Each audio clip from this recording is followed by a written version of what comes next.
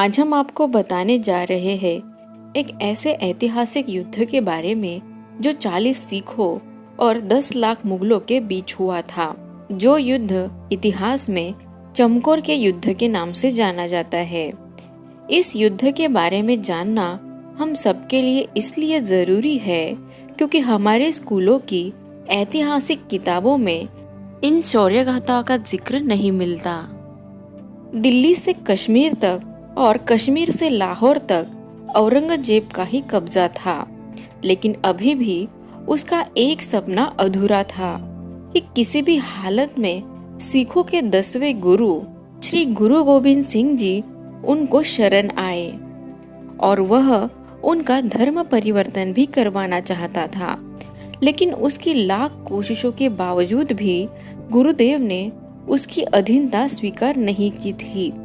मुगलों को पता चल गया था कि मैदान में लड़कर तो गुरुदेव को हराना मुमकिन नहीं है, तो उन्होंने एक योजना बनाई। औरंगजेब ने अपने सूबेदार वजीर खान को श्री गुरु गोविंद सिंह जी को पकड़ने के लिए भेज दिया। मई 1704 में मुगलों ने आनंदपुर साहिब में घेराबंदी की और आनंदपुर का राशन पानी बंद कर दिया, इस उम्मीद से कि सारा राशन खत्म होने पर गुरुजी हार स्वीकार कर लेंगे। लेकिन यह मुगलों की भूल थी। एक रात वह अपने साथियों के साथ मुगलों को चकमा देकर आनंदपुर से निकल गए। जब मुगलों की फौज को पता चला तो वह उनका पीछा करने लगे। उधर गुरुदेव अपने साथियों के साथ सिरसा नदी के पास बसे चमकौर गांव में पहुंचे। उन्हें अपने साथियों ने सलाह दी कि वह यहाँ से निकल जाए, लेकिन उन्होंने वहाँ से भागने के बजाय अपने साथियों के साथ डटकर मुकाबला करने का निर्णय लिया और मुगलों की सेना का इंतजार करने लगे। गुरुदेव गांव की एक कच्ची हवेली से मोर्चा संभालने वाले थे। आखिरकार मुगलों की सेना उस गांव में पहुंच गई और उन्होंने गांव में उत्पात मचाना शुरू कर दिया ताकि गांव वाले गुरुदेव के ठिकाने के बारे में बता दे। और जब उन्हें गांव वालों से गुरुदेव के ठिकाने के बारे में पता चला तो उन्होंने उस हवेली को घेर लिया। उन्होंने गुरुदेव जी को शरण आने की सलाह दी और बदले में उनकी जान बख्शने का वादा किया। लेकिन शायद मुगलों को खालसा सैनिकों के सिद्धांत के बारे में नहीं पता था कि वह युद्ध में वीर गति प्राप्त करेंगे, लेकिन शत्रु के सामने अपने हथियार नहीं डालेंगे।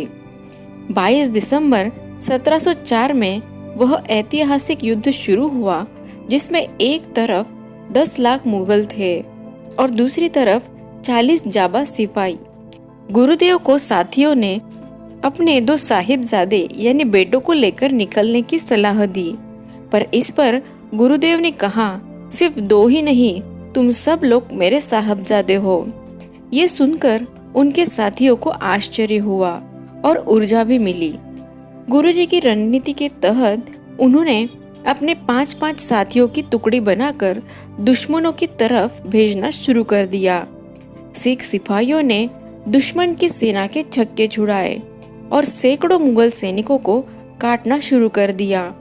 उनके 2 साहबजादे अजीत सिंह और जुझार सिंह भी अपने साथियों के साथ रणक्षेत्र में कूदे और दुश्मनों पर टूट पड़े। उन दोनों ने अपने वीरता का प्रदर्शन करते हुए हजारों मुगलों को काट डाला, लेकिन अंत में अपनी वीरता दिखाते हुए उन दोनों को भी वीर गति प्राप्त हुई। धीरे धीरे सिखों की संख्या कम होने लगी थी। कई सिख सिपाही वीर गति को प्राप्त हुए, लेकिन फिर भी गुरु गोविंद सिंह जी ने हार नहीं मानी।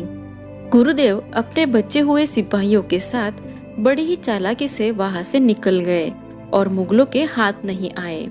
ये लड़ाई मुगलों पर तमाचा था, क्योंकि 10 लाख सैनिकों की संख्या होने के बावजूद वह गुरुदेव को पकड़ने में नाकामयाब रहे और उनकी 1 लाख से ज्यादा सैनिक मारे गए थे और भारी मात्रा में उनके पैसे भी बर्बाद हुए थे।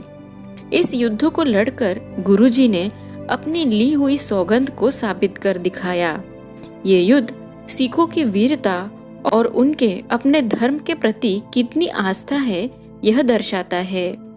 पंजाब में आज भी इस शहादत के दिन लाखों लोग दूर दूर से आते हैं, लेकिन सवाल यह है कि सिर्फ पंजाब क्यों, हमारे भारत के इस गौरवशाली इतिहास को आज पूरे देश को जानने की और उसे समझने की जरूरत है। और अगर आप ये चाहते हैं तो इस वीडियो को लाइक और शेयर जरूर कीजिए, जिससे यह वीडियो ज़्यादा से ज़्यादा लोगों तक पहुंचेगा। आगे आने वाले वीडियोस को देखने के लिए हमारे चैनल को सब्सक्राइब कीजिए। धन्यवाद।